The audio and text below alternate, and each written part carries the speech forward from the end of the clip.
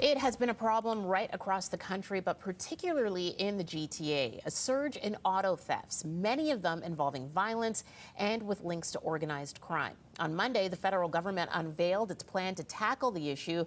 And joining us live today is Brampton Mayor Patrick Brown with his reaction to the new plan. And Mayor Brown, thank you so much for joining us. First off, Brampton, though, has been a key figure in this because you have seen in that city a dramatic increase in the violence as well when it comes to auto theft. Yeah, we've seen auto theft skyrocket across Ontario and Quebec, and it's particularly bad in the 905, particularly bad in Toronto.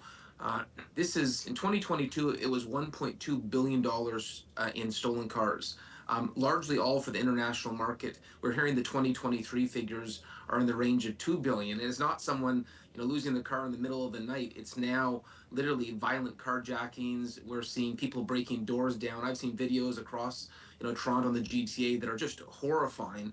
And it's why we need to get this fixed. It's why for the last 3 years I've been pushing the federal government to listen to the concerns of police, which was get scanning technology into the rail lines and into the port, so it's not so easy to get stolen goods out of our country.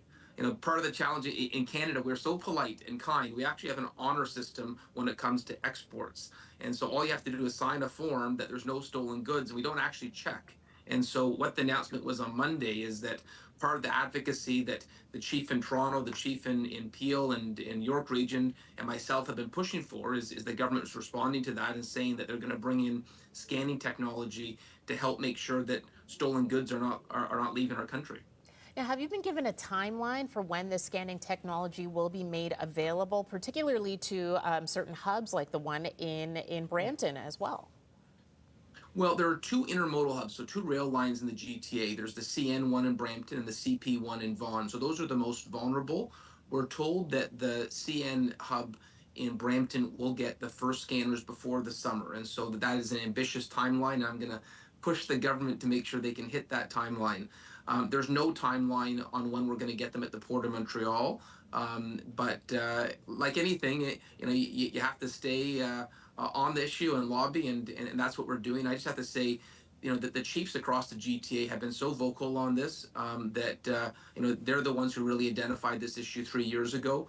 They recognized there was a loophole in Canada that organized crime was driving a truck through. Well, in this case, 30,000 cars from the GTA on an annual basis, and we just need to make sure that we plug that leak so it's not so easy to export stolen goods out of Canada, because it's not just cars. The revenue from stolen cars is going into some of the most heinous and horrifying criminal activity. This is funding organized crime in our country. Right. You were at the auto theft summit that was happening in Ottawa earlier this year, one of several politicians there. Was there something from the summit, something that was discussed there that you don't see in the plan that you think should have been made part of it? Well, let me say, first of all, this is a great first step, and the federal government's at the table. That's not the case. That wasn't the case a year ago. So I take this as encouraging that we're heading in the right direction. There's more that needs to be done. I want to see scanners at the Port of Montreal. This is ground zero for the auto theft industry in Canada. So those scanners need to come. We can't just deal with the rail lines. We have to deal with the port. This is exclusive federal jurisdiction. To give you an example, they gave police permission to go on the Port of Montreal for a few hours a few months ago. In those few hours that the police from Toronto, Peel, and York were there, they got 600 cars back, and they let them open up close to 400 shipping containers. And everyone was celebrating, yay, we got 600 cars back. And what the police told me was, we opened 400 shipping containers, but there's 2 million shipping containers that go out a year. We got 600 cars back, but there's 30,000 cars that were stolen in the GTA. And so just to make sure they have consistent access to the Port of Montreal, that the police are given permission and jurisdiction to open those shipping containers, that's something they don't have. I'd also like to see the government go further on bail reform. Right now, the changes to bail are focused on drugs and guns, not property crimes. So if you steal a car, or you steal anything, any aspect of property, it's not considered very serious in Canada. And the best example of that is, we had that famous gold heist that you covered at Pearson Airport. $20 million in gold was stolen last year. Everyone who was arrested got let out on bail because it's a property crime. And so one of the things that the police and law enforcement have flagged to the federal government is we need to have more severity when it comes to how we treat property crimes.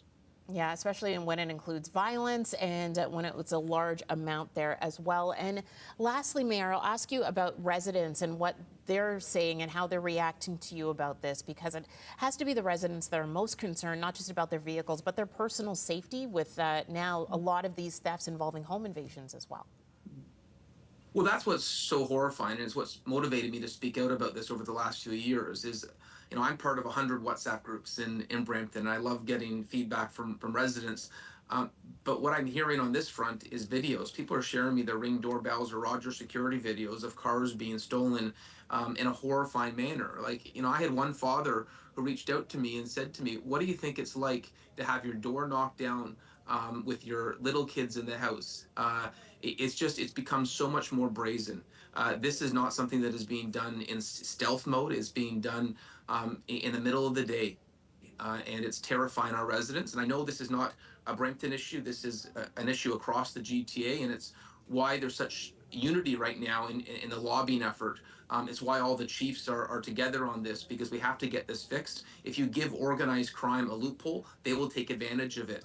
And right now, organized crime in this country is more sophisticated than law enforcement when it comes to auto thefts. And it's why our law enforcement agencies are saying, give us the technology, give us the tools to combat organized crime. And with these scanners, with the increased jurisdiction, hopefully we're able to combat much more effectively the auto theft surge that we've seen in Canada.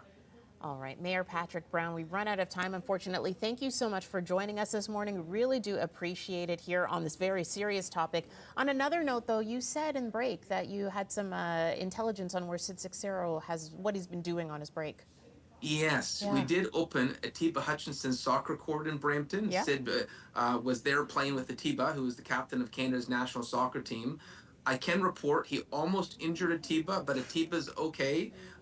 When he attempted to score, he did slightly hit Atiba in the head, but as always, Sid is making a mark, and we were honored to have him in Brampton on Friday night. All right, we will make sure to tease him about that next week when he returns. All right. Thank you very much, Thank you. Patrick Brown, Mayor of Brampton, joining us here at a